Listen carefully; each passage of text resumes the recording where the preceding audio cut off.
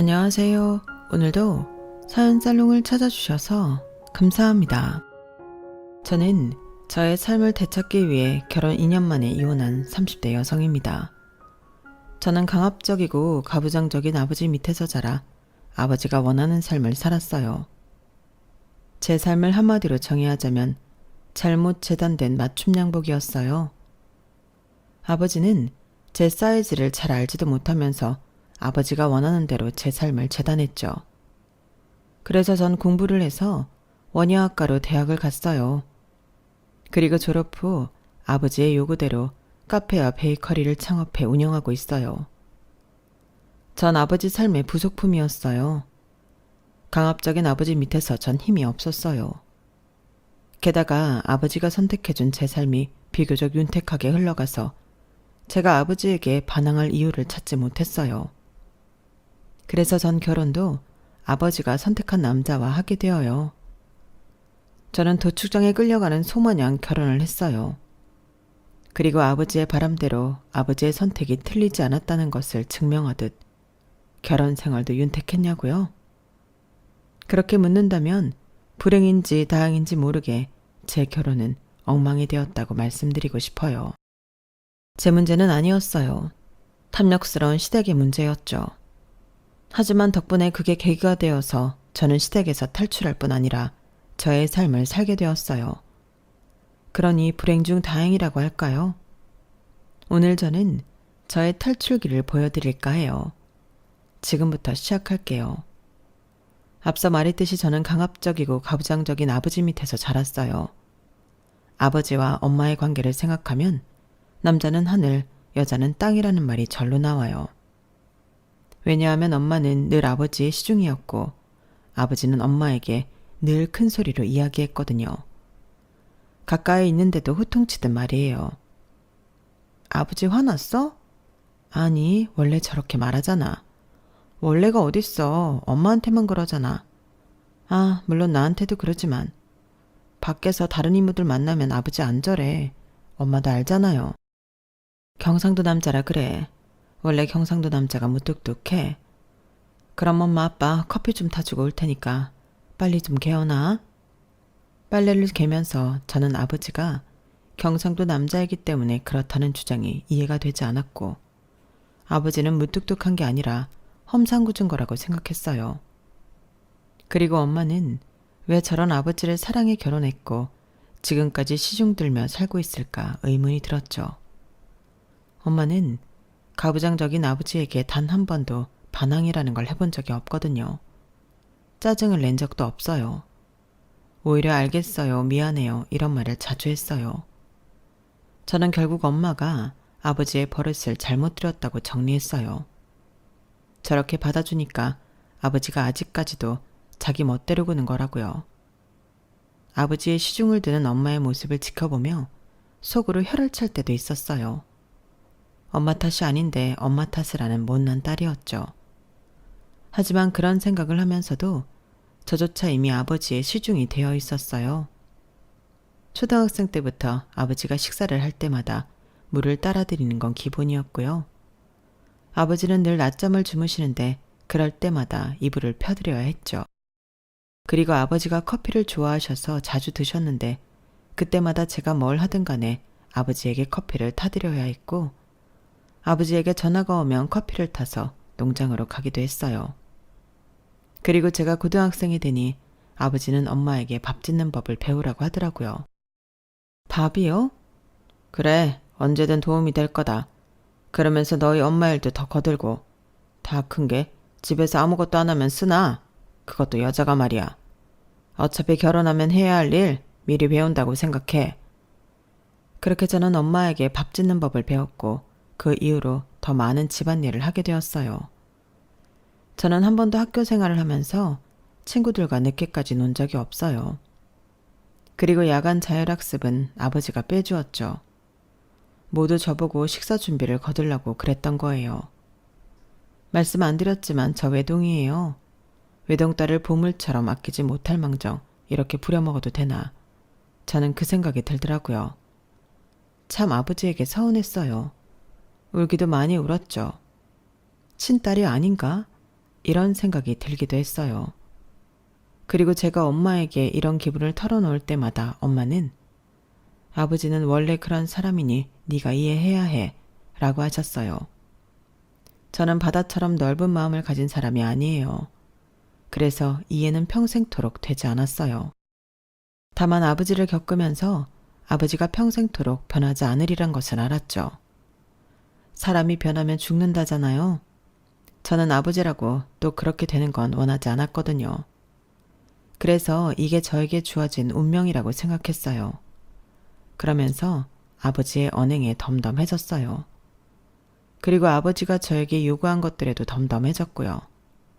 그래서 아버지가 늦게까지 공부를 시켜도 고등학교 3학년이 되어 갑자기 원예학과에 지원하라고 엄포를 놓아도 대학에 가고 난 뒤에 장학금을 받지 못하면 집에서 내쫓는다고 협박을 해도 친한 친구가 마음에 들지 않는다는 이유로 친구에게 찾아가 저와 놀지 말라고 억지로 손절을 시켜도 가족 사업을 시작하라며 갑자기 첫 직장을 그만두게 해도 아버지는 그런 사람이니까 받아들였어요.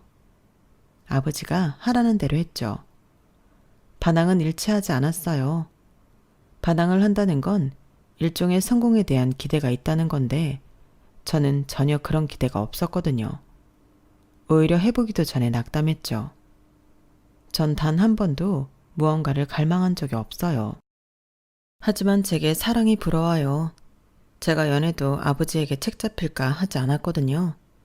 몇 번의 기회를 밀어냈죠. 그런데 그간의 사랑은 미약했던 걸까요? 어느 날 불어오는 춘풍에 저는 맥없이 사랑했어요. 상대는 제 가게에 오는 단골 손님이었어요. 제가 아버지의 요구대로 가족 사업을 시작했다고 했잖아요. 저희 아버지가 크게 딸기 농장을 하세요. 딸기 하우스만 5채를 가지고 있죠. 아버지는 저에게 우리 집 딸기를 주로 해서 카페와 베이커리를 창업하라고 했어요. 그래서 저는 바리스타 자격증과 베이커리 자격증을 취득해 창업을 했어요. 그리고 그 사람은 제 가게의 단골 손님이었어요. 단골 손님인 그는 올 때마다 저에게 안부를 묻고 날씨 이야기를 하면서 간단한 대화를 했어요. 그러다 이름을 알게 되고 직장도 알게 되고 사랑에 빠진 거예요. 저희 두 사람이 연애를 하는 건 어려운 일이 아니었어요. 그는 매일 제 가게로 퇴근을 했어요. 카운터 근처에 앉아 남은 일을 하면서 저와 이야기도 하고 매장 청소를 해주기도 하고 그랬어요. 그때 제가 가게를 혼자 봐서 따로 다른 데에 가서 데이트를 한 적이 거의 없었지만 그래도 즐거웠고 사랑스러운 시간이었어요. 저는 처음으로 활기라는 단어를 체감했어요. 하지만 한 번도 가게에 들리지 않았던 아버지가 갑자기 가게로 와서 저희 관계에 빨간불이 켜졌죠. 누구야? 누군데 테이블을 닦아? 친구요. 남자 여자 사이에 친구가 어딨어? 아, 안녕하세요. 지은이랑 만나고 있는 허준영이라고 합니다. 만나 뵙게 되어서 영광입니다. 이빠른 소리만 하는 걸 보니 영업직인가? 아 참, 지금 이 꼴을 보니까 내가 후회가 된다. 차라리 너를 농장에 넣었어야 했어. 아빠는 사람 앞에 두고 그런 말이 어딨어요. 자네 이만 가보게. 내가 내 딸이랑 중요하게 할 말이 있으니까. 그리고 남자친구가 돌아간 뒤에 아버지는 주방에 들어와 저를 마구 혼냈어요. 내가 너 이런 짓 하라고 여기에 가게 내준 거 아니다. 우리 집 딸기 더 홍보하고 발전시키라고 가게 내준 거지. 그런데 지금 이러는 건 내 뒤통수 치겠다는 거지. 딸이라고 하는 인내가 이렇게 부모 말을 안 들어서야 당장 헤어져. 더 볼 것도 없어. 그리고 저는 남자친구를 모욕하는 그 말에 처음으로 반항을 했어요. 그런 말이 어딨어요. 제대로 보시지도 않았잖아요, 준영씨. 좋은 사람이에요. 저한테 삶의 활기가 뭔지 알려준 사람이라고요. 저를 행복하게 해준다니까요. 행복? 돈으로 만든 행복이 아니면 그 행복 얼마나 갈 것 같냐? 네가 사랑이라고 운운하는 게 대체 얼마나 갈 것 같냐고. 그래, 그럼 한번 물어보자. 걔 부모는 뭘 안다니? 나도 몰라요. 아직 그런 거 물을 단계는 아니에요. 그걸 먼저 물어보는 게 단계야. 왜 그런 거 중요한 걸 뒤에서 물어서 시간 낭비만 하는데. 내가 널 이렇게 헛똑똑이로 키웠니? 아무짝에도 쓸모없는 놈이다. 헤어져. 아빠는 분명 말했다. 저는 그 뒤로 아버지에게 크게 상처를 받아서 아버지와 말을 하지 않았어요. 아버지가 말을 해도 무시하고 아버지가 시키는 집안일을 전혀 하지 않고 방 안에만 틀어박혀 있었죠. 그러면서 식사도 같이 하지 않았어요. 저는 아버지와 식사조차 하기 싫었어요. 그러다 가출까지 하게 되어요. 남자친구의 집에 들어갔죠. 아버지는 매일 가게로 찾아와 집에 돌아오지 않으면 가게도 빼버리겠다고 말했고 저는 빼도 좋자고 다른 일 할 거라고 소리를 질렀어요. 아버지는 처음 보는 제 모습에 당황했어요.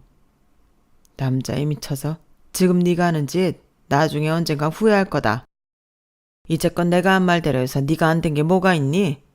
부모라는 게 다 그런 거다. 이제껏 쌓아놓은 지식을 가지고 자식을 풍요롭게 만드는 거. 그게 부모가 하는 일이야. 그런데 네가 이런 식으로 나와? 정신 똑바로 차려라. 지금 네가 잡아야 할 동아줄은 나야. 그리고 며칠 뒤 예상치 못한 일이 일어났어요. 남자친구가 제게 이별 통보를 한 거예요. 저는 남자친구에게 무릎을 꿇고 싹싹 빌었어요. 그런데도 남자친구는 마음을 돌리지 않았어요. 나 좋자고 널 불효녀 만들 수 없어. 아버님 말이 다 맞아. 자식 이기는 부모 없지만 이긴 자식은 효자라고 할 수 없지. 이길 때까지 잘할 것 없잖아. 그리고 미안해. 내 그릇이 작아서. 그동안 행복했어. 그렇게 전 쓰디쓴 첫 이별을 했고 시련의 아픔으로 한 달에 6kg나 빠졌어요.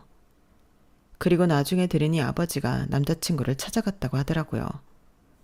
저는 그 말을 듣고 아버지가 미웠어요.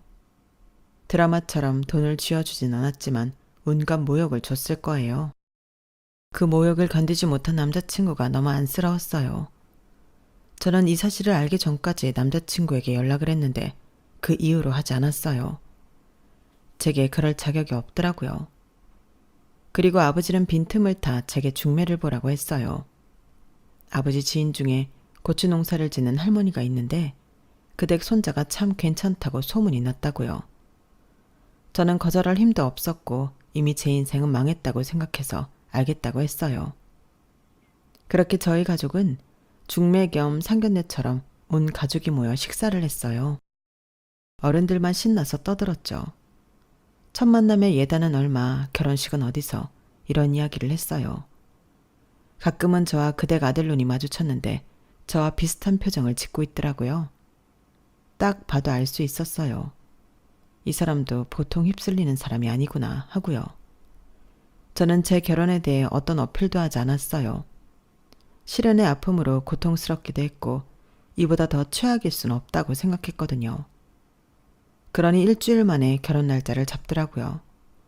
엄마, 시어머니와 함께 웨딩드레스도 맞추고요.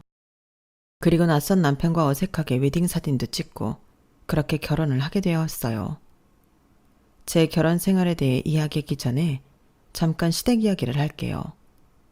중매를 선 남편의 할머니는 친할머니로 저희 친정이 사는 동네에 사시고 고추 농사를 하세요. 크게 하는 건 아니고 1년 벌어 1년 살 정도로 고추 농사를 한다고 들었어요. 그리고 저희 시아버지는 군무원으로 재직하다가 퇴직 후 시할머니를 돕고 있어요.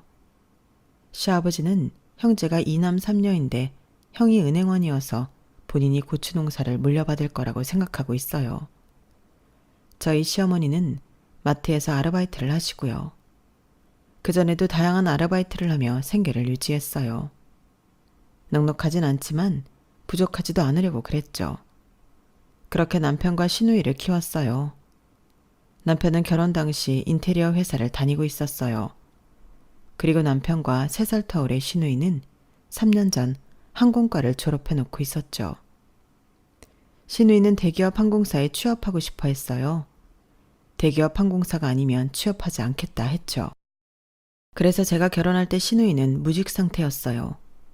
이렇게 말하고 보니 저희 아버지가 왜 저와 남편을 결혼시켰는지 저조차도 의문이 드네요. 고작 이런 남자와 집안과 결혼시키려고 저를 그 사람과 헤어지게 했다니. 하지만 아버지는 한 가지만 봤어요. 사실 아버지도 남편의 집안이 성에 차지 않았어요. 하지만 오직 시할머니만 보고 결혼시킨 거예요. 시할머니의 고추밭과 시어머니가 사는 5억짜리 단독주택, 그리고 옆집이기 때문에 잘 아는 시할머니의 성품을 본 거예요. 시할머니가 동네에서 유명한 여장부거든요. 겉모습만 그런 게 아니라 성격도 시원시원하고 남편과 일찍 사별하고 5남매를 키우며 생활력도 대단했어요. 그리고 아버지와 시할머니는 이모 조카하는 사이였어요. 조금 시간을 거슬러 올라가야 하는데요.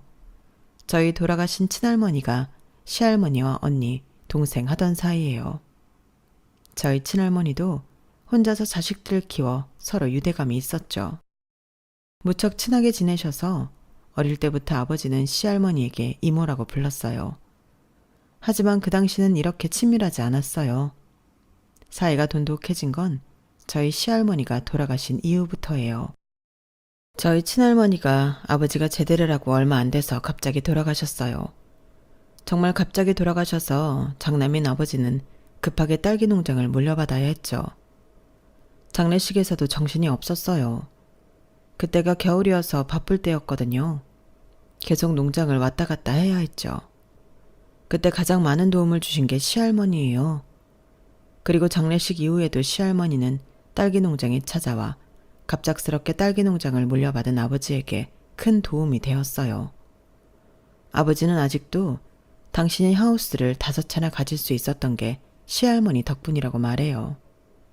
그래서 제 결혼 상대를 찾을 때 시할머니에게 적당한 사내가 없냐고 물었고, 시할머니는 자기 손주는 어떠냐고 되물어보셨어요.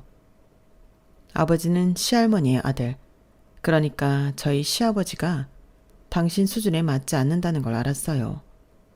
하지만 시할머니의 농장을 물려받으면 어느 정도 수준이 맞지 않을까 해서 중매를 결정한 거예요. 그리고 솔직히 아버지는 급하셨겠죠. 제가 또 야반도주라도 할까봐 두려웠을 거예요. 왜 이렇게 지은이 결혼을 서둘러? 이모는 몰라도 그 집안에 성이 안 찬다며. 군무원이라 그랬나? 게다가 곧 퇴직한다며. 하나밖에 없는 딸이야. 조금 신중해도 되잖아요. 지금 내가 신중하지 않다는 거야? 남편이 하는 일에 이러쿵저러쿵 하는 거 아니야. 그리고 지금 신중하게 고르면서 시간 보낼 여유가 있어? 하나밖에 없는 딸이 지금 저 모양인데 쟤 저러다 정말 쪽팔린 집안에 시집간다고. 전에 만났던 그놈은 집에 돈도 없고 배포도 없고 영 아니었다는 거 당신도 알잖아. 이러니 내가 이러지 않고 배겨? 또 단식 투쟁하고 야반도주하고 그 꼴 다시 못 봐. 저렇게 나사 빠져있을 때 결혼시켜야 돼. 그렇게 저는 결혼을 해서 3살이나 어린 남편과 내외하며 결혼 생활을 했어요. 제 결혼 생활을 말씀드릴까요? 일단 저희 부부는 각방을 썼어요. 서로 부모님들에게 이 사실을 들키지 않기 위해 안방에 킹사이즈 침대를 두었지만 같이 누워본 적은 단 한 번도 없어요. 저희는 각자의 서재에 있는 싱글 사이즈 침대에서 잠을 잤어요.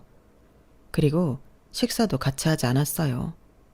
출근 시간이 다르기 때문에 사이가 돈독했어도 같이 식사를 안 했을 수도 있지만 저희는 누구 하나 식탁에 앉아있으면 근처에 가지도 않았어요.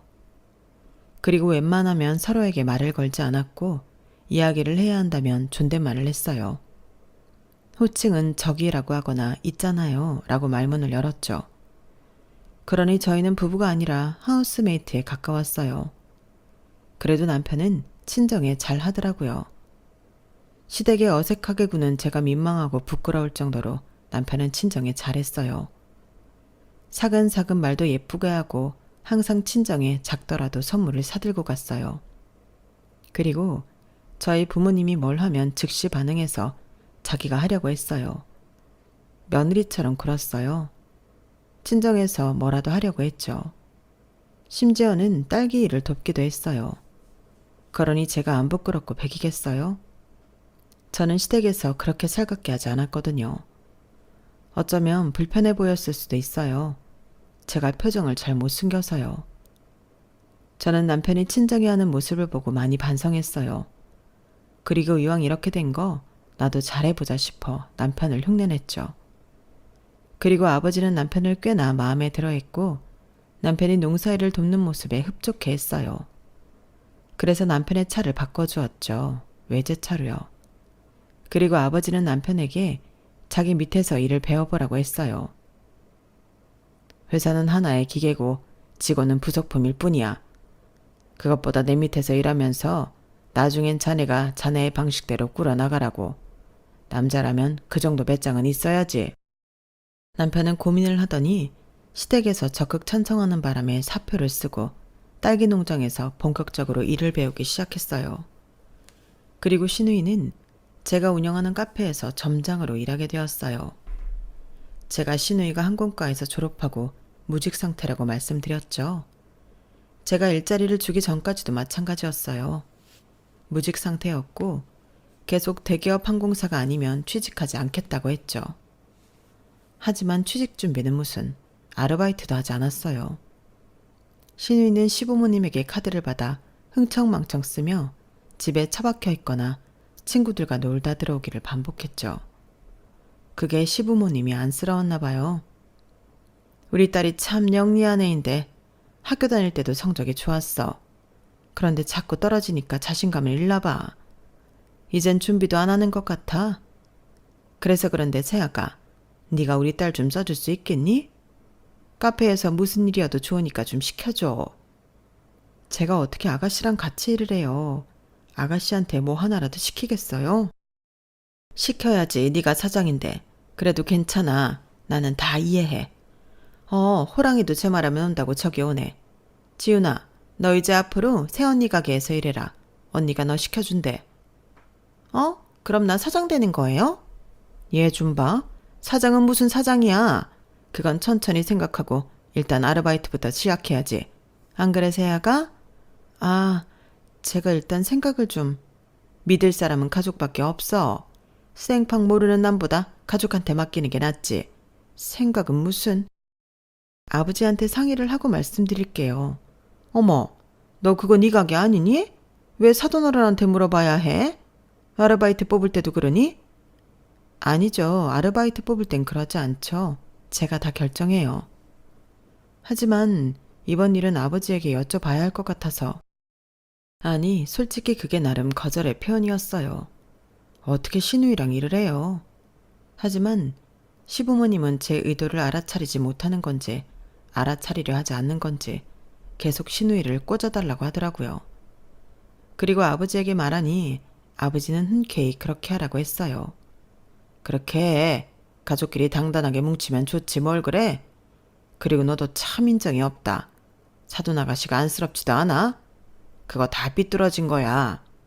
요즘 취업시장이 어떻게 되려고 그런 인재를 못 알아차리는지. 저번에 보니까 유독 예쁘고 그렇더만. 승무원이면 예쁘면 장땡 아니야? 그럼 아르바이트부터 시작하라고 할게요. 뭐? 아르바이트? 너는 참 왜 이렇게 인색하니? 그리고 사돈 아가씨한테 아르바이트부터 시작하라고 하면 내가 뭐가 돼? 내 결정에 먹칠당하는 건 내 얼굴이야. 바로 점장으로 둬. 아니면 매니저로 두든지. 그렇게 해서 신우이는 제 카페의 점장이 되었어요. 물론 하는 일은 아르바이트 수준이었죠. 그래서 제가 하는 일엔 변함이 없었어요. 카페도 살피고 베이커리도 살피고 바빴죠. 그리고 저희 아버지는 남편이 마음에 들어서인지 시댁에 굉장히 잘해주셨어요. 결혼을 하고 첫 명절이었는데요. 저에게 샤넬 가방과 롤렉스 시계를 주더니 시부모님에게 가져다 주라고 하더군요. 그리고 신우이에게는 프라다 지갑을 선물하셨어요. 시부모님과 신우이는 껌뻑 넘어갔죠. 그 후엔 시부모님 생신이 있었는데 그땐 용돈을 주라며 아버지가 100만 원씩 줬어요. 저는 저와 남편이 드릴 용돈을 합쳐 150만 원을 각각 드렸죠. 그때도 얼굴이 붉어지실 정도로 좋아하더라고요. 그리고 시부모님이 시할머니가 사시던 집에서 이사를 할 땐 아버지가 돈을 보태셨어요. 시부모님이 아파트로 들어간 게 아니라 땅을 사고 집을 올렸는데 거의 집값 수준의 돈을 주었죠. 그런 이유로 시부모님은 저를 귀하게 대했어요. 저는 시댁에서 설거지를 해본 적이 없어요. 그리고 제사 때는 거들기만 할 뿐 제대로 제사상을 차리지 않았죠. 그런데 결혼한 지 1년이 지나 저희 친정아버지가 대장암 말기 판정을 받으세요. 예상하지 못한 일이어서 저희 가족뿐 아니라 시댁 식구들도 놀랐죠. 저와 엄마는 아버지를 케어하는데 시간을 다 보내야 했어요. 카페 일이 좀 능숙해진 시누이에게 맡기고 베이커리는 믿는 직원에게 맡겼어요. 엄마도 딸기 농장을 남편에게 맡겼고요. 그러면서 입원을 하지 않겠다는 고집스런 아버지를 케어하고 병원에 모셔다 드리고 했어요. 정말 정신없는 1년이었죠. 그런데 시댁에서는 저희 아버지가 아픈 와중에도 명절 선물, 생신 용돈을 기대하고 있었어요. 저희 친정 식구들은 정말 정신이 하나도 없어서 명절이 뭐예요? 생신이 뭐예요? 오늘이 월요일인지 수요일인지도 몰랐는데요. 그러니 대놓고 실망하더라고요. 아무리 사돈어른이 아프시지만 가족 행사는 치러야 하지 않니? 오지도 않고 전화도 없고 병원도 명절엔 쉬지 않아. 세상이 말세야 말세. 사돈어른도 그렇게 안 봤는데 시야가 좁으시네.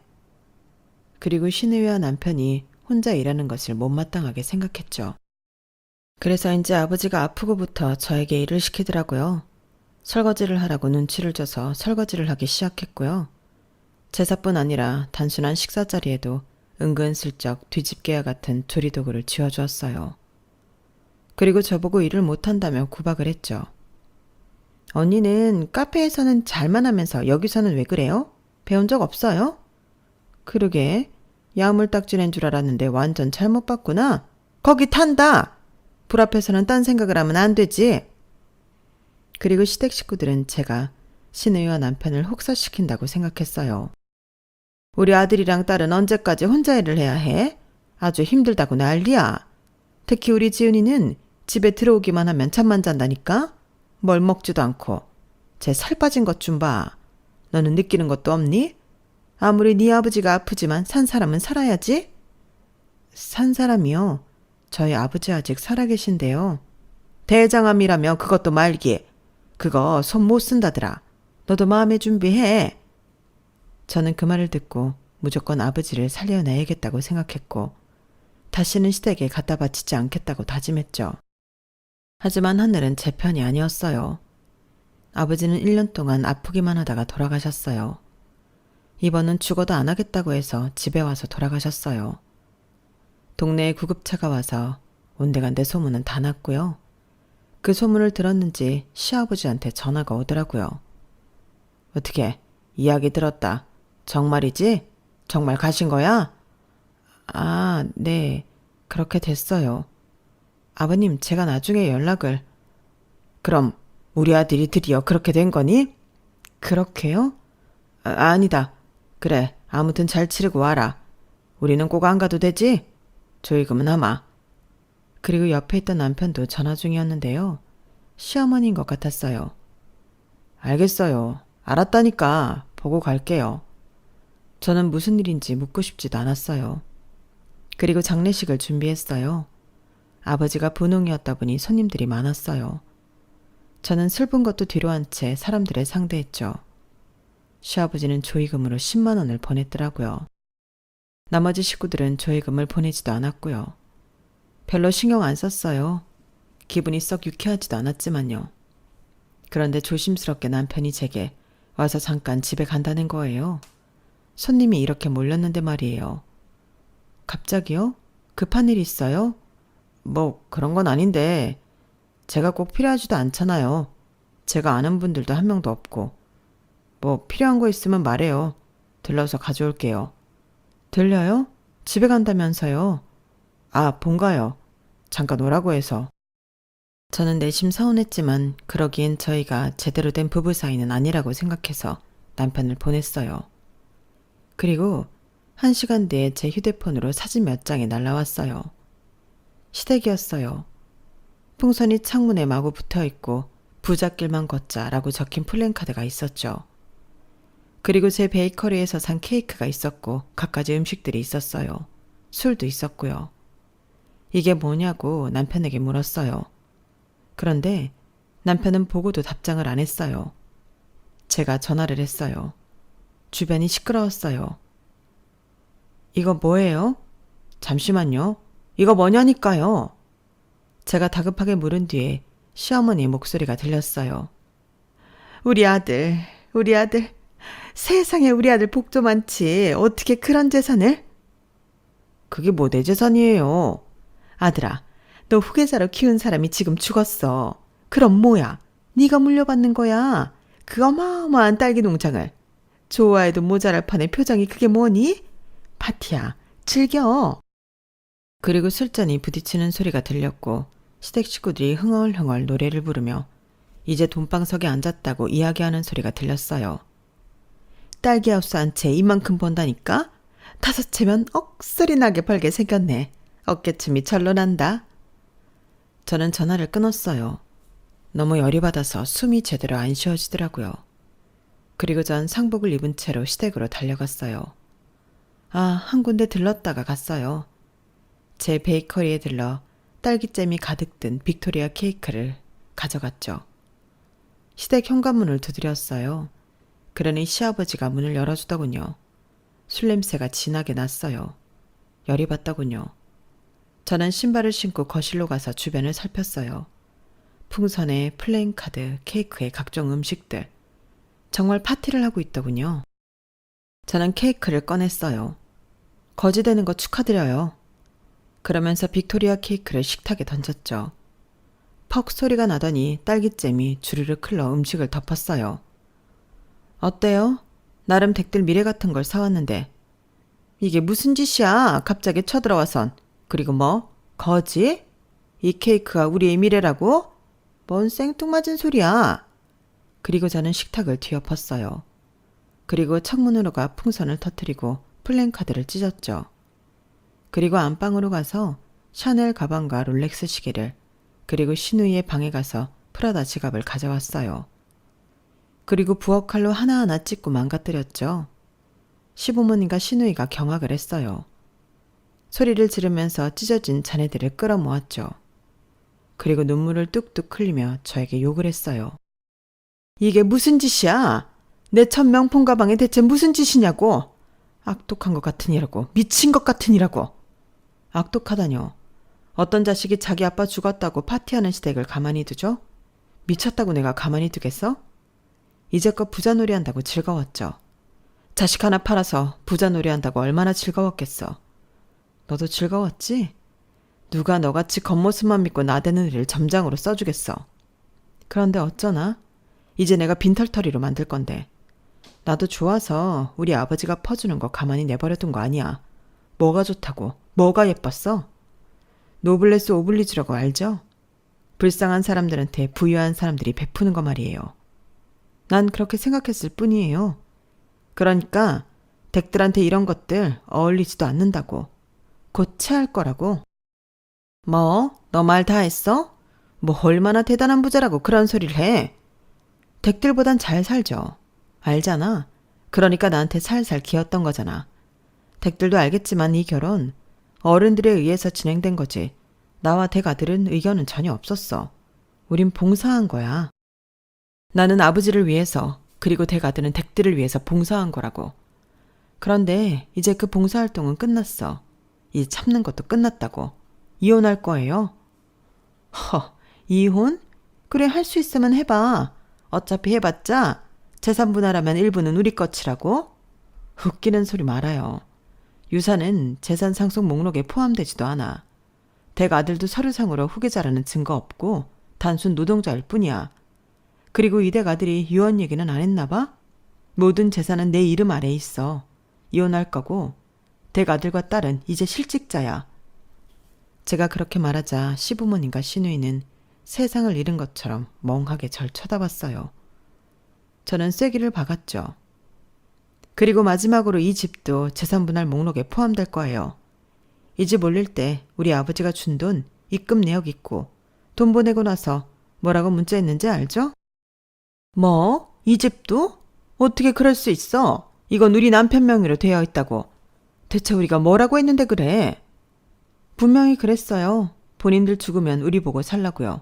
돈 줘서 고맙다고. 그건 우리 부부의 공동재산 형성의 일환이라는 걸 증명하고요.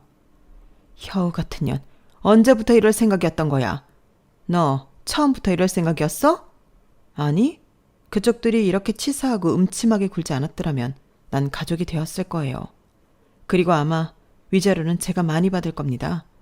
왜? 위자료도 받아가겠다고? 당연하죠. 지금 여길 찍은 사진들 댁아들이 나한테 보냈어요. 난 정신적 충격을 받았으니 이것도 증거로 제출할 겁니다. 그러니 법정에서 뵙죠. 시아버지는 제 손을 붙잡고 저를 못 가게 했어요. 이렇게 하시면 감금했다고 날 거예요. 제가 그렇게 말하는데도 시아버지는 제 손을 놓지 않고 취소하라고 소리를 질렀어요. 그러자 남편이 제게와 시아버지에게서 저를 떼어냈죠. 그만하세요. 그냥 이 사람이 하라는 대로 당하세요. 저도 빈털터리로 이혼 당할 테니까요. 우리 잘한 거 아무것도 없잖아요. 솔직히 저 팔아서 이것저것 받으며 좋았던 것도 맞고요. 선물, 돈, 심지어 지훈이는 직장까지 얻었다고요. 어머니는 이 사람한테 용돈 받으니 그렇게 오래 해오던 아르바이트 그만두셨잖아요. 그리고 편하게 지냈잖아요. 그런데 저희는 이 사람 어떻게 대했죠? 이 사람은 그냥 저희한테 창고였어요. 창구이기도 했고요. 저 그동안 아버지 어머니한테 많이 실망했어요. 장인어른 장모님 앞에서 바닥에 닿도록 인사하고 선물이나 용돈 받으면 속 없는 사람처럼 좋아하고 장인어른 아파서 그간 받던 것들 받지 못하니 괜히 이 사람한테 승질내고 정말 쪽팔렸어요. 얘, 너 지금 무슨 말을 하는 거니? 그래서 일부러 사진 보냈어요. 이 사람 성격을 제가 잘 모르지만 자기 아빠 죽었는데 파티하는 시댁 사람들 보면 누구든 못 참을 테니까. 그래서 불렀어요. 그리고 다행히 망쳐졌네요. 바로 코앞에 오아시스가 있는데 지금 네가 일을 망친 거야. 그건 아니? 제 일을 망친 건 언제나 아버지 어머니셨어요. 전 이렇게 살고 싶지 않았어요. 늘 말했잖아요. 음악이 하고 싶다고. 그런데 취직하라고 직장 다니라고 안정적으로 살라고 아버지 어머니가 그랬잖아요. 음악 한 곡도 편하게 못 듣게 하셨잖아요. 결혼도 마찬가지고요. 전 결혼 같은 거 안 하고 싶었어요. 아버지 어머니처럼 살까봐 죽어도 안 하고 싶었다고요. 그게 무슨 소리냐. 일단 이리 와. 이리 와서 새아가한테 사과하자. 이젠 사과하시라고요. 아까까지 있는 욕 없는 욕 다 했으면서 무슨 사과예요. 그냥 망하세요. 빈털터리로 사세요. 그러면서 남편은 제 손을 잡고 시댁을 나왔어요. 그리고 저를 차에 태웠죠. 장례식장으로 가면 되죠? 그리고 저희는 장례식장에 도착했어요. 오는 길에도 도착을 해서도 남편이 아무 말도 안 하더라고요. 그리고 같이 장례식장에 들어가 남편처럼 곁에 있어주더니 새벽이 되어서 제게 고백하더라고요. 상견례였던 첫 만남에서 눈을 마주치자마자 알았어요. 저 여자도 나랑 같은 삶을 살고 있구나. 반항할 수 없겠구나. 그냥 이대로 결혼하겠구나. 그리고 정말 결혼했죠. 사실 같은 사람이라고 편했어요. 억지로 노력하지 않아도 됐고 우리 각방 썼잖아요. 아마 우리 부모님이 좀 더 매너 있고 정중한 사람이었다면 우리 이혼 못했을 거예요. 그냥 그렇게 살았겠죠. 인생을 낭비하면서. 사실 제가 너무 실망했어요. 저희 부모님한테요. 그렇게까지 할 줄은 몰랐거든요. 보자마자 사진을 찍어서 보내야겠다고 생각했어요. 아까 말했던 것처럼 내가 그쪽을 많이 알지 못하지만 시댁이 그런 파렴치한 파티를 한다는 게 화가 안 날 사람이 어디 있겠어요? 뭐든 할 거라고 생각했어요. 좀 지나쳤죠? 아니요. 속이 시원하던걸요. 그럴 수 있어요. 그럴만 했고요. 너무 마음에 담아두지 마세요. 그리고 이제 아주 끝장을 봐요. 밑바닥까지 끌어내려요. 어떻게 하려고요? 앞으로 말이에요. 정말 빈털털이 되어도 괜찮겠어요? 괜찮아요. 원래 내 몫이 아니었잖아요. 그래도 덕분에 좋은 차 타봤어요. 항상 장인어른한테는 감사해요. 물론 장모님도요. 우리 아빠 그렇게 좋은 사람 아니에요. 날 봐요. 이렇게 살고 있는데 뭘. 저한텐 좋은 분이었어요. 하는 만큼 인정해 주시는 정직한 분이었고요. 정말 어떻게 하려고 그래요? 정말 아까 했던 말처럼 해도 돼요? 돼요. 그렇게 해요. 그리고 나는 이제 우리 가족한테서 멀리 벗어날 거니까 뭐든 할 수 있지 않겠어요? 그리고 이런 말을 내가 해도 될지 모르겠지만 뭔데요? 진짜 사랑을 찾아요. 저 봤어요. 우리 결혼식 때. 우는 남자 봤어요. 네? 무슨 사연인지 전 모르지만 아직도 기다릴지도 모르잖아요. 정말 사랑했다면. 정말 사랑하진 않았을 거예요. 우리 아버지가 뭐라고 했는지 모르지만 결국 도망갔으니까. 그래도 장인어른이 무슨 말 했는지 대충 감은 오잖아요. 그쪽이라면 그런 이야기 듣고 헤어지지 않을 수 있어요? 밀고 갈 수 있어요? 아니요. 저도 도망갔을 것 같아요. 그러니 그 사람 너무 미워하지 마요. 남편은 제게 용기를 줬고 장례식이 끝날 때까지 제 곁에 있어줬어요. 그리고 시댁 식구들에게 제게 말한 대로 소송은 진행되었어요. 저는 시댁 식구들에게 호언장담한 대로 모든 증거를 법원에 제출했어요. 그래서 유산은 지켜졌고 시부모님의 주택은 다른 사람에게 팔렸어요. 그리고 전 시부모님의 악행이 인정되어 많은 위자료를 받았죠. 생각보다 많이 받았어요. 판결을 듣고 시부모님은 법원이 떠나가라 울더군요. 저는 속이 다 시원했어요. 그리고 재판이 끝나고 엄마가 제게 사과했어요. 지은아, 미안하다. 엄마가 곁에서 그래도 결혼만큼은 네 선택대로 하게 뒀어야 했는데 엄마가 너무 약했어. 그래도 아버지는 널 사랑했다. 네가 잘 되길 바라서 그랬던 거야. 그러니 너무 미워하지 말아라. 전 고개를 끄덕였어요. 그리고 엄마를 안아주었죠. 누군가 아버지가 밉냐고 제게 묻는다면 밉죠. 저를 이렇게 만든 사람이 아버지니까요. 하지만 아버지가 저를 사랑했다는 것, 그걸 부정하진 않아요. 단지 방식이 잘못되었을 뿐이죠. 솔직히 아버지에 대한 미움보다 아쉬움이 많이 남아요. 더 투쟁해 볼 걸, 더 싸워 볼 걸. 이런 생각이 이제서 비로소 들었거든요. 그래서 다음 생에도 제가 아버지 자식으로 태어난다면 그땐 단호하게 말하고 아버지와 제대로 된 투쟁을 할 거예요. 그리고 제가 만들어가는 제 삶도 틀리지 않다는 걸 보여드릴 거예요. 저는 아쉬움을 한가득 안고 법원에서 나왔어요. 그리고 며칠 뒤 전 남편에게 위자료를 받은 돈을 모두 보냈죠. 그러자 전 남편에게 곧장 전화를 하더라고요. 뭐냐고 물었어요. 그동안 3살 많은 누나랑 살아줘서 고맙다고요. 그래서 보냈어요. 집에서는 좀 벗어났나요? 뭐든 해봐요. 뭘 하든 응원할게요. 정말 고마웠어요. 그래도 지환 씨가 좋은 사람이어서 숨막히지 않았어요. 전 남편은 웃으며 전화를 끊었고 자기도 저를 응원한다고 고맙다고 하더군요. 그리고 저를 누나라고 불렀어요. 그렇게 저희는 가끔 만나 서로 응원하는 사이로 남았어요. 그리고 딸기 농장은 같이 원약과를 나온 친척 오빠가 투입되어서 세 가족이서 운영했어요. 카페와 베이커리도 그대로 있고 나중에 여유가 생기면 2호점을 낼 생각이에요. 그리고 소문을 들어보니 시부모님은 시할머니 고추밭에서도 완전히 쫓겨났어요. 집도 잃고 직장도 잃어서 일단은 급한 대로 친척집에서 살고 있어요. 시누이는 결혼을 했어요. 다른 지역 과수원을 하는 집 아들과 결혼을 했더라고요. 또 중매인 것 같아요. 사람은 역시 고쳐서 쓰는 게 아니라니까요. 그리고 저는 용기를 내서 그 사람에게 연락을 했어요. 그리고 이번 주에 만나기로 했어요. 금요일에 만나기로 했는데 그날이 벌써부터 기대가 되고 떨려요. 이제 앞으로 제 인생은 제가 주무르고 만들어서 살려고요. 여기까지가 제 사연입니다. 여러분들도 혹시 누군가에 의한 삶, 수동적인 삶을 살고 있다면 감히 말씀드려요. 용기를 내라고요. 저도 했으니 여러분들도 용기를 내실 수 있을 거예요. 우리 당당하게 살아요.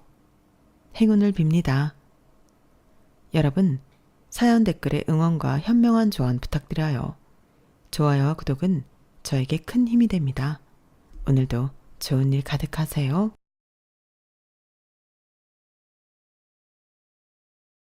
안녕하세요. 오늘도 사연 살롱을 찾아주셔서 감사합니다. 저와 친정엄마는 정말 혹독한 시집살이를 했어요. 친정엄마가 시댁으로부터 받은 온갖 모욕적인 일들을 다 알고 있으면서도 저도 똑같은 시댁살이를 겪고 말았네요. 이래서 엄마와 딸 팔자는 비슷하다는 이야기가 있는지도 모르겠어요. 시댁 식구들만 생각하면 분통이 터져서 시자 들어간 시금치도 싫어한다는데 제가 딱 그래요. 아주 시댁 식구들로부터 달달 볶였거든요. 그나마 좀 잘해줬던 시부 덕분에 살 수 있었던 것 같아요. 그마저도 시부가 중풍으로 쓰러져 10년이나 병 치레를 하는 바람에 제가 간병을 다 해야 했어요. 시누이들이 둘이나 있는데도 시부 똥기저귀까지 제가 다 갈아야 했죠. 이제 시부가 돌아가시니 완전히 시댁으로부터 해방된 느낌이에요. 시누이들과도 당연히 의절했거든요. 주변에선 남편과 사별한 지 오래됐는데 왜 시댁에 얽매여 사냐고 뭐라 하더라고요. 사실 남편이 갑작스레 사망하고 그 충격으로 시부가 저렇게 된 거였어요.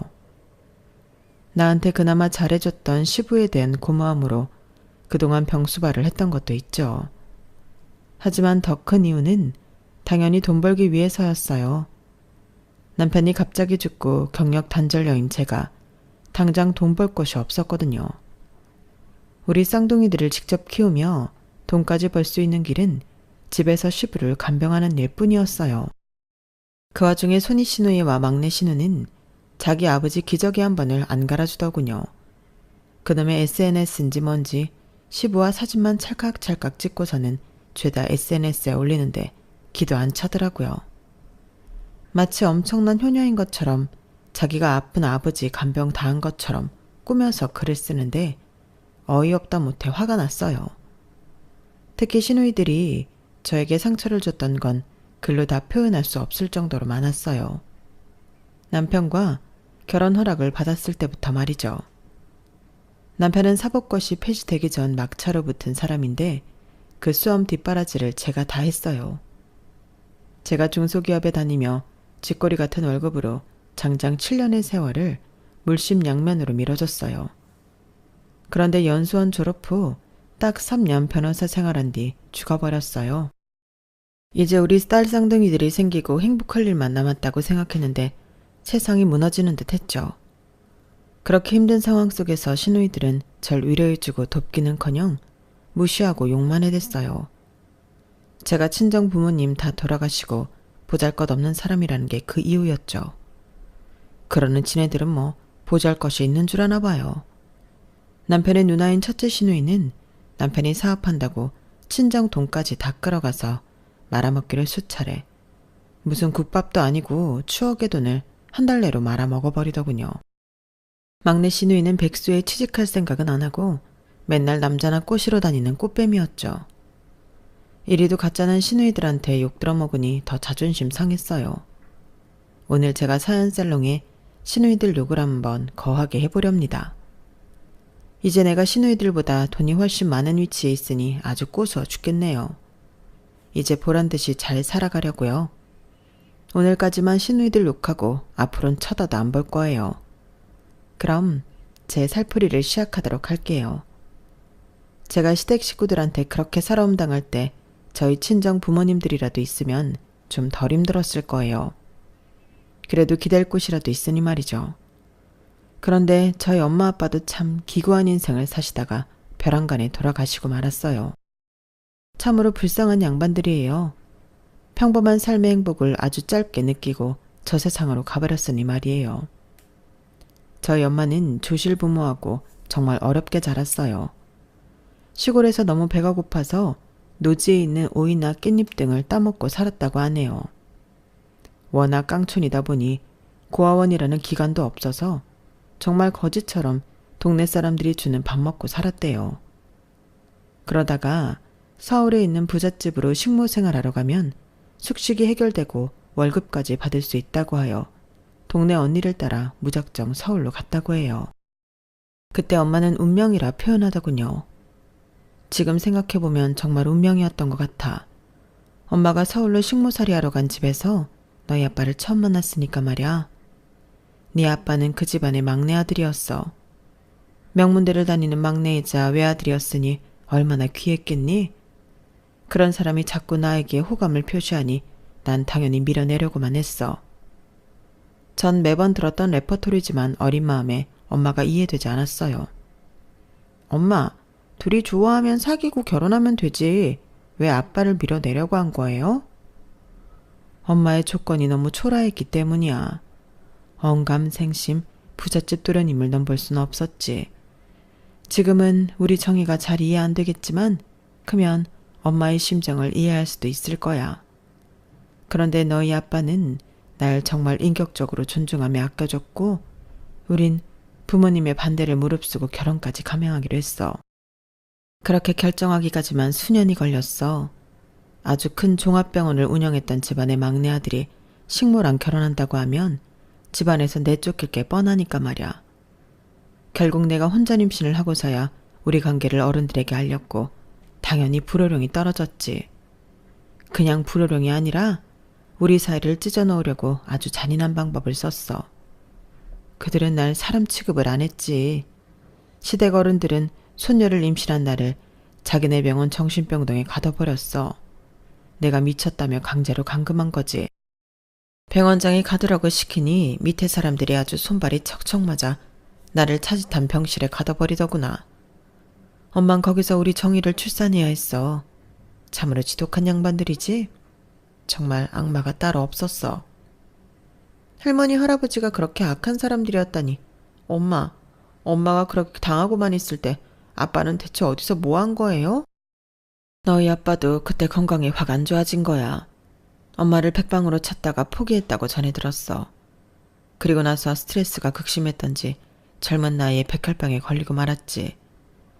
독한 양반들이 네 아빠가 다 죽어가니 그제서야 날 풀어주고 네 아빠랑 만나게 해주더구나.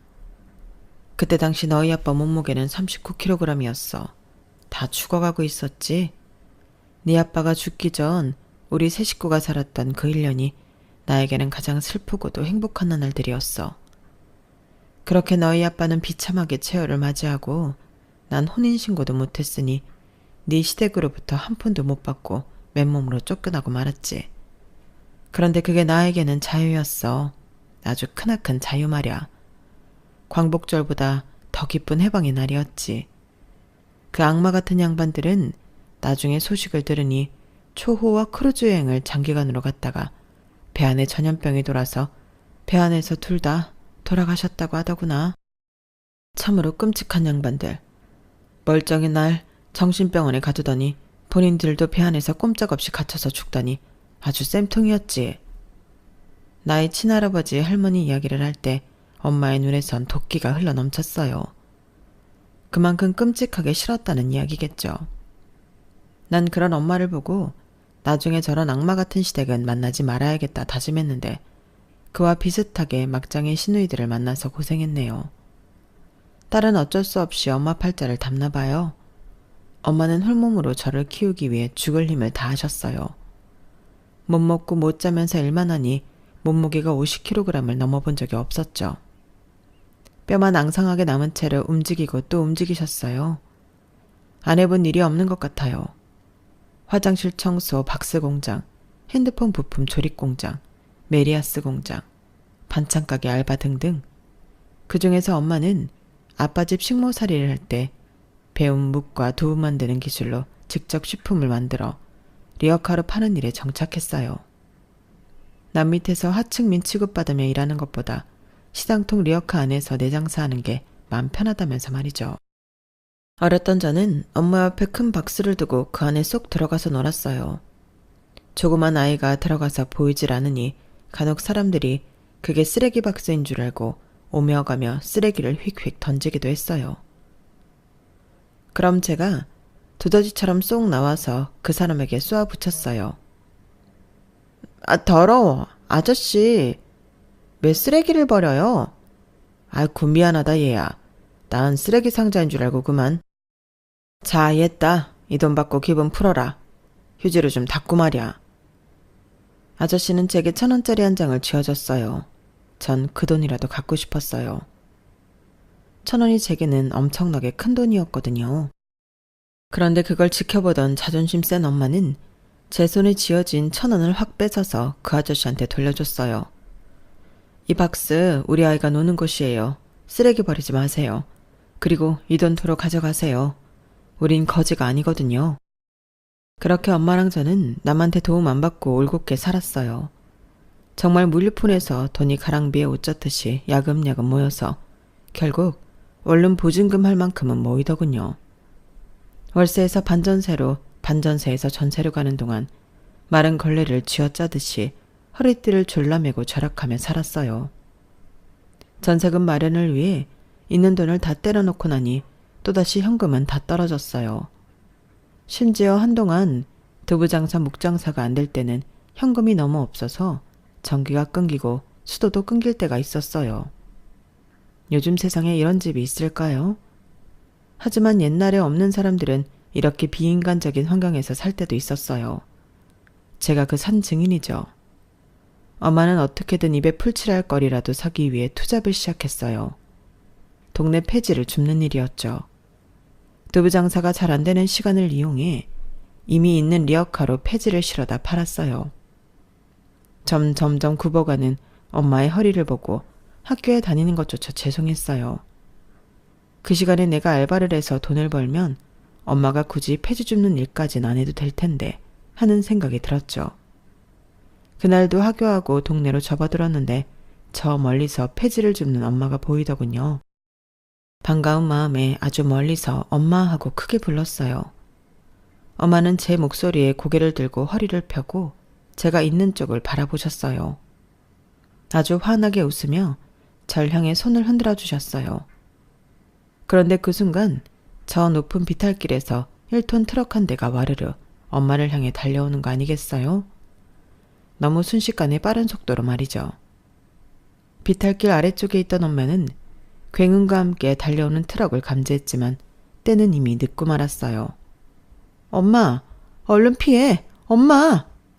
제가 목에 핏대 세우며 엄마한테 외쳤지만 너무 끔찍한 장면을 목격한 뒤였어요. 전속력으로 엄마에게 달려갔고 곁에 있던 사람들에게 소리쳤어요. 제발 우리 엄마 좀 살려주세요. 누가 119 좀 불러주세요. 엄마! 엄마! 피투성이가 된 엄마는 그때까진 의식이 좀 있어서 실눈을 뜨고 절 바라봤어요. 한 줄기 눈물을 떨구면서 제게 아주 얇은 목소리로 말했어요. 우리 딸 정이야. 내 딸 미안하다. 미안해. 엄마, 피가 너무 많이 나잖아. 엄마가 뭐가 미안해. 내가 미안하지. 내가 엄마를 부르지만 않았어도 이런 일은 없었을 텐데. 제발 깨어나세요. 곧 119 올 거야. 절대 정신 잃으면 안 돼.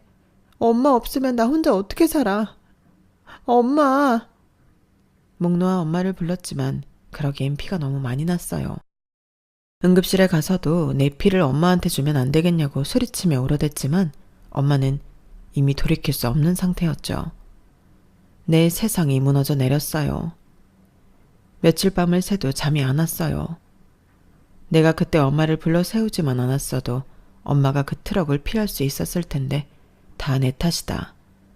내가 엄마를 죽인 거다라는 자책감이 24시간 날 괴롭혔어요. 그러기를 며칠이 지나고 저도 거의 산송장이 되어갈 때쯤 잠깐 낮잠이 들었는데 꿈에 엄마가 나타났어요. 엄마는 너무나도 평온한 얼굴을 하며 이렇게 말씀하셨어요. 정이야, 편하게 누워서 자. 죄책감에 시달릴 필요 없어. 엄마의 운명이 여기까지인 거야. 네 탓이 아니야. 네가 행복하게 열심히 살아가지 않는다면 엄마는 지천을 떠돌며 하늘나라에도 가지 못할 거야. 제발 악착같이 행복하게 살아줘. 그것만이 네가 할 일이야. 그리고 마지막으로 네가 할 수 있는 일에만 집중해. 세상엔 내 힘으로 어쩔 수 없는 일이 너무 많아. 거기에 스트레스 받을 필요 없어. 알았지? 엄마가 꼭 하늘에서 지켜보고 있을게. 현명한 우리 딸은 잘 살아갈 수 있을 거야. 사랑해, 정이야. 앉아서 잠깐 졸았다가 엄마의 목소리를 듣고는 바로 깨어났어요. 엄마의 제대로 된 마지막 같은 유언 같은 생각에 잊어버리기 전에 바로 옆에 있던 종이 쪽지에 다 적어놓았죠. 그 쪽지가 아직도 제 지갑 속에 온전하게 있어요. 악착같이 행복하게 살아라. 내가 컨트롤할 수 있는 일에만 집중해서 열심히 살아라. 엄마의 말씀을 제 생활 신조로 삼고 그대로 살아가고 있어요. 덕분에 그 후로 살아가면서 제가 어찌할 수 없는 일에 대해서는 스트레스를 최대한 받지 않으려 노력하는 것 같아요. 세상엔 진짜 별별 일이 다 일어나잖아요. 여러분께서도 내 노력으로 컨트롤할 수 없는 부분에서 일어나는 일에 너무 개념치 마세요. 잊을 수 없다면 그대로 두고 그저 눈앞에 내 할 일에 대해서만 집중하는 게 현명한 것 같아요. 어쨌든 그 후로 엄마는 내 가슴속에 별로 묻어두고 일상생활을 이어가야 했어요. 물론 쉽진 않았어요. 현금도 한 푼 없는 상태였고 남은 건 원룸의 전세금 뿐이었거든요. 전세금을 빼서 월세를 돌리고 몇 달간 학교를 다니며 그대로 생활했어요. 하지만 거금의 월세가 매달 빠져나가니 이겨낼 재간이 없더군요. 학교에서 하교하고 남는 시간에 알바를 하며 생활비 및 월세를 충당하기가 무진장 어려웠어요. 어쩔 수 없이 학교 측에 사정을 말씀드리고 자퇴를 했어요. 학교에선 고아원 등 기관에 들어갈 것을 권유했지만 그때의 생각엔 난 원래부터 고아가 아닌데 왜 내가 고아원에 들어가야 하나 하면서 혼자 이겨내고 싶었어요. 학업은 다 커서 다시 시작하면 된다고 생각했어요. 어찌 보면 어리석은 생각이었죠. 어쨌든 고등학교도 제대로 졸업하지 못한 채 엄마가 남겨준 리어카를 끌고 시장에 나갔어요. 맨 처음엔 복숭아가 제철이어서 도매시장에서 복숭아를 좀 사다가 팔았어요. 워낙 비싼 과일이라 복숭아를 맘 놓고 먹어보지 못한 한이 있었거든요. 그런데 어렸을 때 복숭아를 먹었을 땐 이런 일이 없었는데 복숭아를 가까이만 해도 눈이 부어오르고 연신 재채기가 나고 정말 난리도 아닌 거예요. 알고 봤더니 제게 복숭아 알레르기가 있었던 거죠. 하루 만에 복숭아를 팔아보겠다는 야심찬 계획은 물거품이 되었어요. 피부과 가서 약만 잔뜩 사 먹었더랬죠. 엄마가 묵 만들고 두부 만들었던 걸 항상 옆에서 도왔기에 다시 엄마 방식 그대로 만들어서 팔기로 다짐했어요. 그랬더니 오히려 아주머니들에게 잘 팔리더군요. 사람은 자기가 하고 싶은 것보다는 잘하는 걸 해야 맞는 것 같아요. 자영업 하시는 분들은 공감하실 거예요. 자영업이라는 게 회사원들처럼 칼퇴하고 이런 게 없죠. 아침부터 시장통에 나가서 밤 늦게까지 해야 했어요. 바보처럼 처음엔 앉을 의자도 준비 안 했다가 딱 하루 서서 일하고 집에 와서 그대로 쓰러질 뻔했어요.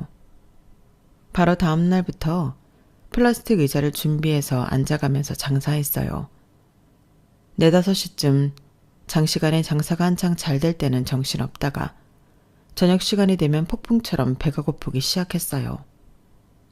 바로 앞 편의점에 있는 라면을 후루룩 쩝쩝 아주 맛나게 먹고 있는 남자가 있더군요. 무슨 먹방 보듯이 그 남자가 라면을 흡입하고 있는 장면을 뚫어지게 쳐다봤어요. 그러다가 눈이 딱 마주쳤어요. 갑자기 머쓱해져서 다른 곳으로 시선을 돌리고 말았죠. 제 머릿속엔 얼른 장사 끝내고 집에 가서 밥에 물 말아서 김치랑 먹어야지 하고 생각하고 있었어요. 그때 당시 고시원에서 살았는데 김치랑 밥은 항상 있었거든요. 그런데 갑자기 어둠 속에서 누군가가 제게 물건을 불쑥 내밀었어요. 누구세요? 불빛에 비쳐 다시 얼굴을 보니 아까 편의점에서 라면 먹던 남자였어요. 놀래켜 드렸다면 죄송해요. 독서실 오며 가며 예전부터 뵀었어요. 저보다 어리신 것 같은데 장사를 아주 열정적으로 하시더라고요. 김이 모락모락하는 무기랑 두부 보면 너무 맛있어 보이더라고요. 아직 저녁 식사 전이시죠? 아까 편의점에서 제가 라면 먹고 있는 모습 보고 계시는 것 같아서 제가 컵라면하고 삼각김밥 사왔어요. 뜨신 물까지 받아놨으니 한 1, 2분 있다가 드시면 될 것 같아요. 삼각김밥과 함께 말이죠. 그 남자는 컵라면과 삼각김밥을 제게 줬어요. 저희 배꼽시계가 꼬르륵 꼬르륵 요동을 치고 있던 터라 감사합니다라는 짧은 말과 함께 바로 고개를 쳐받고 먹었어요. 그 남자가 제게 음식만 전달하고 가는 듯 했거든요. 창피함도 없이 정말 흡입하듯이 후루룩 쩝쩝 순식간에 다 먹었더랬죠. 한참을 먹고 고개를 들었더니 그 남자가 이번엔 웬 음료수를 들고 찾아왔더군요. 아까 봤던 남자였는데 또 놀랬네요. 아이쿠. 아유, 또 놀래켜드린 건가요? 식사하시는데 죄송합니다. 물도 없이 드시는 것 같아서 제가 음료수 하나 사왔어요. 전 진짜 가볼게요. 다시 독서실로 돌아가야죠 뭐. 그럼 안녕히. 숫기가 없었던 저는 괜시리 얼굴이 붉어졌어요. 안녕히 가시라는 말도 제대로 하지 못한 채 음료수만 들고 있었네요. 그도 그럴 것이 제 나이 20살에 가까워지고 있었는데 사춘기 이후로 남자와 말해본 적이 거의 없었어요. 고등학교 중퇴긴 하지만 여중여고를 다녔었고 그동안 먹고 사느라 정신이 없었거든요. 어쨌든 그 일이 있고 난 후 이상하게도 그전에 눈에 띄지 않던 그 남자가 매일같이 눈에 밟혔어요. 독서실이 시장통에 있었기 때문에 매일 마주쳤어요. 그 남자가 제게 아주 열심히 눈을 맞춰가며 인사를 했기 때문에 더욱 눈에 띄었는지도 모르겠네요. 시간이 흐를수록 그 남자가 내 이력하에 와서 말을 거는 횟수가 잦아졌어요. 장사가 뜸한 시간대를 알아놓고는 하루에도 몇 번씩 찾아왔어요. 우린 시장통 내 리어카 앞에서 대화를 나누며 서로에 대해 많은 걸 알아갈 수 있었어요. 그의 이름은 임효찬이었고 나이는 20대 중후반이었어요. 군대도 다녀오고 대학도 졸업한 채로 사법고시를 준비하는 사람이었어요. 그때 당시 사법고시가 폐지되고 로스쿨이 들어선다는 기사가 났던지라 그 사람은 똥줄 타며 공부하고 있더군요. 그런데 똥줄 타는 것 치고는 너무 열심히 안 했어요. 특히 저 때문인 것 같아서 그 사람이 수험생이라는 걸 안 뒤로는 제가 공부에 매진하라고 말할 정도였으니 말이죠. 그렇게 어려운 시험 준비하면서 저랑 이렇게 노닥거릴 시간이 없을 것 같아요. 괜히 제가 시간 빼는 것 같아 죄송하네요. 얼른 독서실로 들어가서 공부하세요. 정희 씨가 내 머릿속에 들어와 떡하니 앉아있으니 공부에 집중이 안 되는 건 맞긴 하네요. 그럼 이렇게 하죠. 우리 이 시간부로 연인합시다. 정희 씨를 내 여자로 딱 결정해 놓으면 맘 놓고 사법고시 준비할 수 있을 것 같아서요. 어때요, 내 제안? 그때 제가 딱 20살이 됐을 시점이었는데 그의 갑작스런 연인 제안에 또 얼굴이 발그레해졌어요. 그런데 지난 몇 달간 그와 나눈 이야기들, 그 시간들이 너무나 달콤했기 때문에 거절하고 싶지가 않았어요. 엄마 이후로 누군가에게 기대고 싶어지는 마음이 처음이었거든요. 이 세상에 가족이라고는 아무도 없이 매일 리어카 끌고 장사하러 다니는 생활에 그가 활력이 되어줬죠. 나름 서울에 좋은 대학 나오고 변호사가 되려는 그와 사귄다는 게 내 자신이 염치 없이 느껴졌지만 그런 거 다 차치하고 그의 여자친구가 되고 싶었어요. 그래서 바로 오케이 해버렸죠. 그렇게 연인이 되고 나니 오히려 남친은 만족해하며 공부에 좀 더 매진했어요. 하지만 워낙 어려운 시험을 했으니 남친 나이 30이 넘도록 합격하지 못했죠. 아우, 또 떨어져 버렸네. 꼭 1차는 붙는데 2차에서 계속 떨어진다니까? 자기야, 좀만 기다려줘. 내가 꼭 합격해서 자기 호강시켜줄게. 추울 때 추운 데서 일하고 더울 때 더운 데서 일하는 거 안 하게 해줄 거야. 안쓰러워서 못 봐주겠어. 그즈음 리어카를 끌고 시당통 여기저기 다니며 장사를 하는데 저도 점점 지쳐가고 있었어요. 그도 그럴 것이 제 장사가 잘 돼가니 어느 장소에 가든 그 근처 상점의 주인이 뱁새 눈을 하고 절 쫓아내곤 했거든요. 아니 왜 남의 가게 앞에서 리어카를 내놓고 장사하고 지랄이야. 우리 가게 들어오는 손님 다 맞고 말이야. 멀리서 내 가게가 안 보이잖아. 당장 꺼지지 못해? 저도 장사에 점점 장뼈가 굵어져서 같이 맞받아쳤어요. 아니 아줌마, 이렇게 멀리 떨어져서 장사하는데 아줌마 가게가 안 보이긴 왜 안 보여요. 우리 무기랑 두부 사러 오는 손님들이 오히려 그 가게에 가서 물건도 팔아주는구만. 괜히 질투하고 난리야. 내가 어리니까 물처럼 맹한 줄 아는 모양인데 계속 장사 방해하고 나한테 호통치면 나도 가만히 있지 않을 거예요. 그토록 수기가 없던 제가 시당통 짬밥 몇 년을 거치다 보니 이렇게 용기 있어지더군요. 하지만 장사에 대해 계속 회의를 느끼고 있긴 했어요.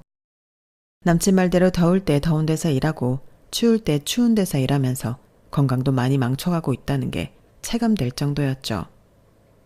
남친이 제 고민을 듣더니 책을 몇 권 사다 줬어요. 그리고 자기 용돈을 쪼개어 독서실을 끊어줬어요. 자기야, 장사는 장사 시간에만 잠깐 하고 당분간 이 책으로 중소기업이라도 취업 준비하자. 일단 검정고시 먼저 통과하고 말이야. 남친의 제안대로 검정고시 먼저 준비했고 그리 어렵지 않게 패스할 수 있었어요. 그리고는 전산회계 책 등으로 격리직을 준비했고 어려웠지만 열심히 공부했죠. 남친 독서실에서 말이에요. 중소기업 취직에 필요한 최소한의 자격만 준비해서 취업에 성공했어요. 조금 어린 나이였던 점이 오히려 플러스로 작용한 것 같았어요. 처음으로 직장인이 되어 또각구두 신고 출근하는데 눈물이 날 지경이었죠. 추울 때 온풍기 나오고 더울 때 에어컨 나오는 사무실. 심지어 나만의 책상에서 일할 때면 너무 행복했어요. 비록 월급은 엄청나게 적었지만 직장 생활은 마냥 행복하기만 했어요. 남친은 어머니를 일찍 여의고 아버지와 누나 그리고 여동생과 살고 있었어요. 남친 아빠는 노동일하며 근근히 먹고 사셨고 누나는 시집을 잘 못 가서 맨날 맞고 살고 사업한다는 매형한테 돈 뺏기며 지내고 있다고 했어요. 여동생은 밖으로만 돌며 취업 준비도 안 하고 맨날 백수라고 하더군요. 그런 집안에서 용돈 받으며 편하게 수험 생활을 지속할 수는 없었어요. 하지만 변호사가 평생의 꿈이라고 하니 시험 준비하지 말고 그냥 취업하라고 말릴 수도 없는 노릇이었어요. 그나마 먼저 취업하여 돈 벌고 있던 제가 남친의 수험 비용의 대부분을 대주기 시작했어요. 남친은 제 첫사랑이자 마지막 사랑이라고 여겼거든요. 가족 없는 제게 남친은 이 세상의 전부였어요. 가족보다 더 가족 같은 남친에게 돈을 투자하지 못할 이유는 없었죠. 그렇게 뒷바라지하기를 어언 7년. 남친은 사법고시 폐지되기 전에 가까스로 합격을 하였어요. 저를 비롯해 본인 가족들까지 모두 포기할 때 즈음에 붙은 거예요. 합격 소식을 듣고 남친과 얼싸안고 몇 시간을 울었어요. 이제 고생 끝, 행복 시작이라고 생각했어요. 내 인생은 핑크빛으로 온통 행복할 일만 남았다고 생각했죠. 연수원에 들어간 남친은 제게 프로포즈 했어요. 연수원에서 결혼하는 동기들이 제법 된다면서 말이죠. 두말할 것도 없이 당연히 예스를 외쳤고 남친의 가족들을 만나 뵙기로 했어요. 그런데 앞불싸. 남친처럼 착하기만 한 가족들일 줄 알았는데 이거 뭐 장난이 아니더군요. 특히나 예비 시누이들이 싸가지가 바가지였어요. 자기 동생이 사법고시 합격했다고 마치 본인들도 신분이 상승한 것처럼 절 깔봤죠. 네가 내 남동생이랑 7년을 사귀었든 10년을 사귀었든 상관없어. 이 만남은 애초부터 잘못됐다 이거야. 내 남동생이 지금 열쇠 몇 개를 가져올 부잣집 딸내미한테 장가가도 모자랄 판에 뭐? 고등학교도 제대로 못 나온 가족 없는 년한테 장가를? 하, 나 참 기가 차서 정말. 안 돼. 절대 결혼 용납 못해. 기가 차는 건 저였어요. 아직 변호사가 된 것도 아니고 사법시험에 통과했을 뿐인데 절 하층민 취급하다니 너무 열받더군요. 제가 효찬씨 고시 준비할 때 7년이나 뒷바라지한 건 잘 아시죠? 제가 회사 다니면서 번 돈으로 용돈이며 독서실비, 책가까지 다 대줬다고요. 이제 와서 저보고 꺼지라고요? 그렇게는 못하겠네요. 분위기가 점점 과열되자 남친 아빠가 나섰어요. 효정아, 이 아가씨 말이 맞다. 우리가 효찬이 공부하는데 해준 게 뭐가 있냐. 이 아가씨 덕분에 우리 아들이 사법고시에 합격할 수 있었으니 당연히 결혼 허락해줘야지. 뭔 말이 많아? 남친 아빠가 이렇게 큰소리치며 나서줬더니 예비 시누이들이 입을 삐죽이면서도 아무 말 못하더군요. 너무 감사했어요. 그렇게 우리 커플은 남친 연수원 1년 차에 바로 결혼했어요. 아직 남편의 돈벌이가 거의 없으니 당연히 제 월급으로 신혼생활을 했죠. 집도 절도 없으니 시댁에 얹혀 사는 것도 당연했고요. 돈 한 푼 없는 줄 알았던 시댁은 의외로 시부가 꿍쳐놓은 부동산이 좀 있었어요. 그런데 하도 시부의 돈을 시누이들이 이리 빼먹고 저리 빼먹고 해서 아예 자식들에게 풀질 않더군요. 시부 자체가 워낙 구두쇠이기도 해서 우린 정말 풀떼기만 먹고 살아야 했어요. 무슨 초식동물도 아니고 하도 고기가 먹고 싶을 때면 남편만 따로 불러서 외식을 하고 오기도 했어요. 그럴 때면 귀신같이 고기 냄새를 맡고 같이 살던 막내 시누이가 와서 지랄을 했죠. 아니 새언니, 못 빼먹은 티를 작작 내야지. 이렇게 예의를 밥 말아먹고 살아서야 어디 같이 살 수 있겠나? 고기를 먹으려면 식구들 다 같이 먹어야지. 단둘이 처먹고 온 거야? 내 참, 이래서 중조를 집안에 들이면 안 된다니까? 백수 주제에 말이라고 다인 줄 아나. 정말 막내 신우의 막말은 해가 갈수록 더했어요. 맨 처음엔 좀 참다가 나중에는 심하게 맞받아쳤어요. 그랬더니 좀 잠잠해지더군요. 중졸인 나보다 고졸인 아가씨는 뭐가 그리 못나서 돈 한 푼 못 벌고 빌빌대시나? 그렇게 고기가 드시고 싶거든 나가서 직접 돈 벌어서 사드세요. 백수 주제에 돈 버는 사람 무시하고 난리야. 이렇게 같이 쏘아주지 않으면 한도 끝도 없이 사람 무시하는 종자들이 바로 2명의 시누이들이었어요. 같이 맞부딪히면서도 제 마음은 점점 피폐해져 갔어요. 시댁살이가 보통 힘든 게 아니더군요. 남편은 연수원 졸업하고 변호사가 되었어요. 하지만 나이 많고 사시 성적이나 연수원 성적이 좋지 않아 그런저런 로펌에 취직이 됐어요. 사자 붙은 전문직은 무조건 월 1,000 이상은 벌 줄 알았는데 오히려 대기업보다 못한 월급이었죠. 그래도 이제 맞벌이를 하게 됐으니 조금 숨통이 튀었어요. 그렇게 한 3년 정도가 지나고 전 쌍둥이를 임신하게 됐어요.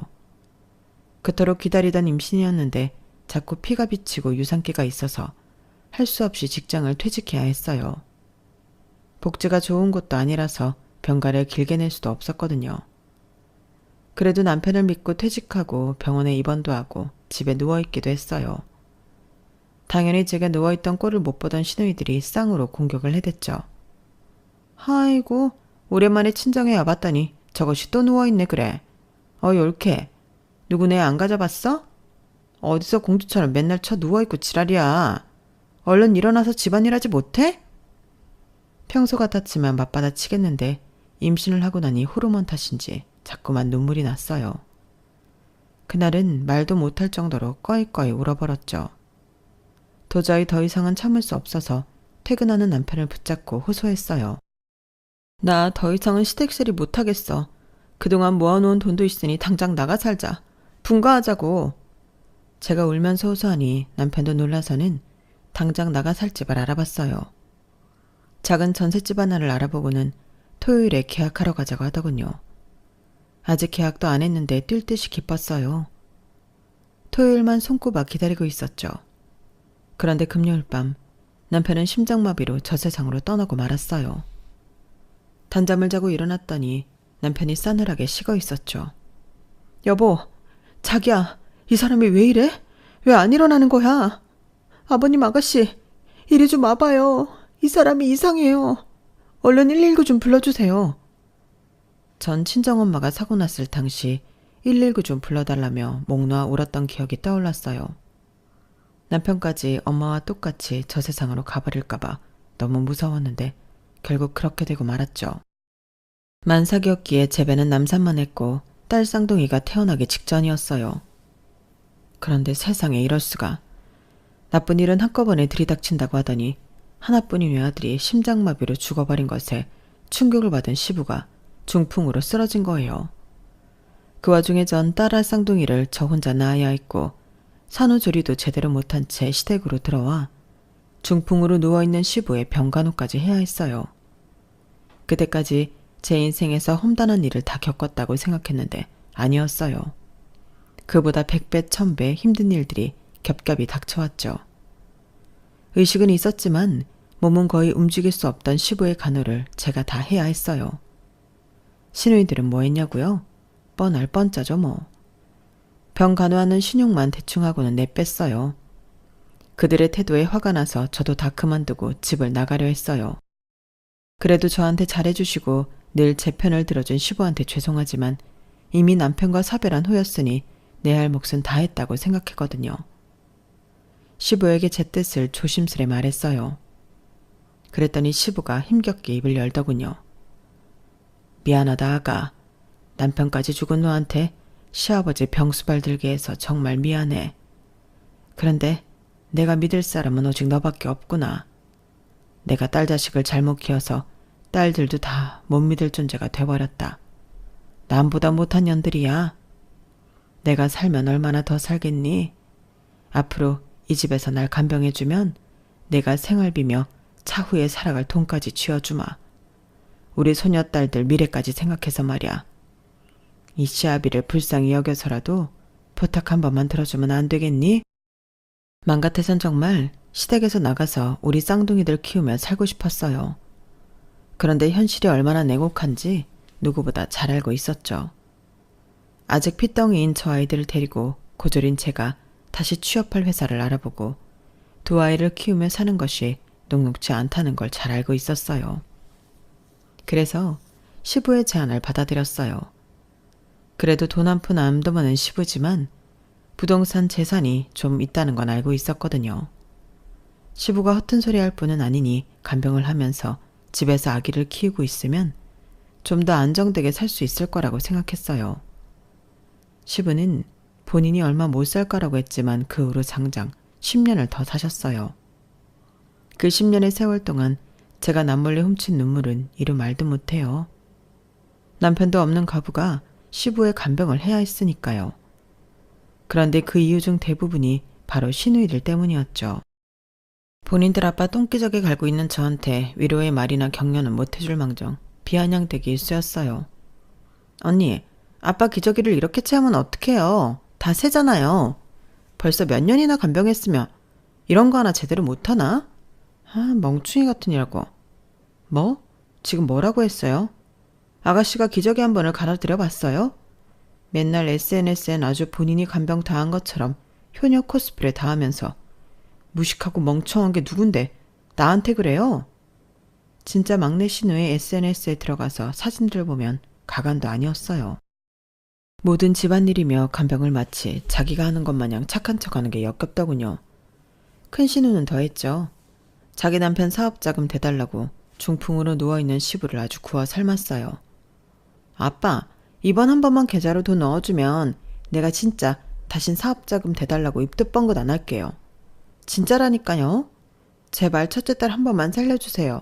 네? 시부가 돈을 안 줄 때는 아주 눈물의 쇼를 해가며 세상 불쌍한 척을 다 하더군요. 시부 방에서 나올 때는 눈물 싹 씻고 바로 지 남편한테 전화를 했죠. 여보, 나 아빠한테 돈 받아냈어. 당신 벤츠 한 대 뽑아. 괜히 더 낮은 급으로 사지 말고. 사고 싶은 차 사라고. 정말 사이코패스가 따로 없다고 느껴졌어요. 시부가 중풍으로 누운 지 10년이 다 될 쯤 오히려 몸이 더 좋아지는 것 같았어요. 시부가 제게 감사의 인사를 할 정도였으니까요. 며느리야, 내가 네 덕분에 이렇게 10년의 세월을 버틸 수 있었다. 내가 얼른 죽어줘야 네가 자유의 몸이 될 수 있는데 정말 미안하고 또 미안하다. 앞으로 얼마나 더 살 수 있을지는 모르겠다만 내가 다 준비하고 있다. 너한테 은혜 갚을 준비 말이야. 시부는 이렇게 뜻모를 말을 하고는 얼마 후에 심장마비로 돌아가시고 말았어요. 10년의 투병 끝에 시부가 점차 기력을 회복한다고 생각했는데 갑자기 심장마비로 돌아가시자 허무하더군요. 그동안의 내 노력이 마치 물거품이 된 것 같았어요. 그래서 더더욱 서럽게 울었죠. 시부가 돌아가시자 생전에 작성했다던 유언장을 시누이들이 열심히 분석하고 있었어요. 엄청나게 좋아하면서 말이죠. 저도 옆에서 지켜봤더니 10년 동안 모신 내게는 버려진 땅을 주셨고 시누이들에게는 명당을 물려주셨더군요. 눈물이 찔끔 날 만큼 섭섭하기 그지 없었어요. 재산을 물려받은 시누이들은 그저 좋아서 난리치더군요. 저한테 보란듯이 말이죠. 옳게 아무리 10년을 간병했어도 자식하고 며느리는 다른 법이야. 우린 아빠의 피가 섞인 딸내미들이니까 말이야. 그렇게 먹먹한 마음으로 장례를 치른 후 시댁에 도착했는데 등기 우편을 들고 웬 변호사가 찾아왔더군요. 김정희 씨 계신가요? 돌아가신 임재진님께서 며느리이신 김정희 씨한테 특별한 땅을 물려주셔서 정확히 설명해 드리려고 찾아왔어요. 생전에 임재진님께서 부탁하신 내용이기도 하고요. 전 무슨 내용인가 싶어서 변호사한테 힘없이 말해서요. 저 그 버려진 땅 말씀이신가요? 저번에 부동산에 문의해봤더니 그거 쓸모도 없는 땅이라던데요. 그건 그때 얘기고요.